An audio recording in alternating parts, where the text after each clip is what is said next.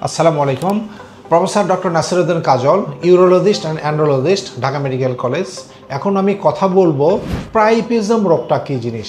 এটা পুরুষ মানুষের পুরুষাঙ্গের উত্থানজনিত একটা রোগ, যেখানে পুরুষাঙ্গটা উত্থান হয়ে থাকবে 4 ঘন্টার বেশি সময় থাকবে, তার পুরুষাঙ্গতে ব্যথা হবে এবং তার কোনো সেক্সুয়াল স্টিমুলেশন থাকবে না। কেন হয়? অনেকগুলো কারণ। সাধারণত ঔষধের কারণে হয়। অনেকে হয়তো সেক্স ঠিক রাখার জন্য অনেকে ঔষধ খেয়েছেন, বা হয়তো কোনো পরীক্ষা ইনভেস্টিগেশন করতে গিয়ে কোনো ইনজেকশন দিতে হয়েছে। কিছু রোগ আছে ব্লাডের, যেমন লিউকেমিয়া, ব্লাডের ক্যান্সার, অথবা সিকল সেল অ্যানিমিয়া, অথবা কিছু ঔষধ পাওয়া যায়, বা কেউ যদি মারিজুয়ানা বা ইয়াবা এগুলো খান, এগুলো বিভিন্ন রোগের কারণে সাধারণত পুরুষ মানুষের উত্থানটা হয়ে থাকে।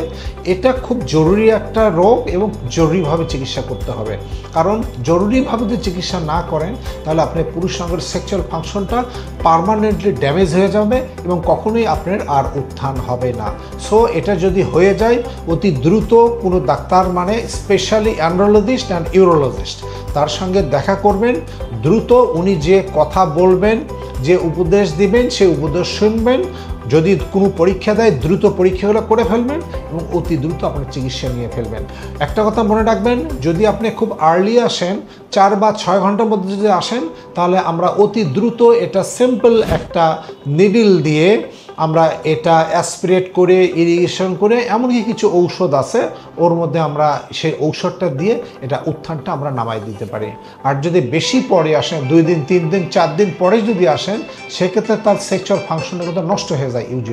ইউজুয়ালি নষ্ট হয়ে যায়। সেখানে কিন্তু নামানো হয়তো যায় উত্থানটা, কিন্তু সেক্সুয়াল ফাংশন আর ঠিক থাকে না। তবে কেউ বেশি দেরি করে আসলে আর একটা চিকিৎসা আছে, সেটা করলে তার উত্থানটাও নেমে যায়, সেক্সুয়াল ফাংশনটাও ঠিক হয়ে যায়। সেটা বেশি দেরি করে আসলে আমরা একটা পেনাইল ইমপ্ল্যান্ট আমরা দিয়ে দিই। ওখানে পেনাইল প্রসেসিস যদি আমরা ইমপ্ল্যান্ট করে দিই, তাহলে তার সেক্সুয়াল ফাংশনটাও ঠিক থাকে, ওটাও ঠিক থাকে। সো এই রোগ হলে দেরি করবেন না, দ্রুত ইউরোলজিস্ট, অ্যান্ড্রোলজিস্টের সঙ্গে যোগাযোগ করবেন, তার কথা শুনবেন, চিকিৎসা নেবেন, ভালো থাকবেন। ধন্যবাদ।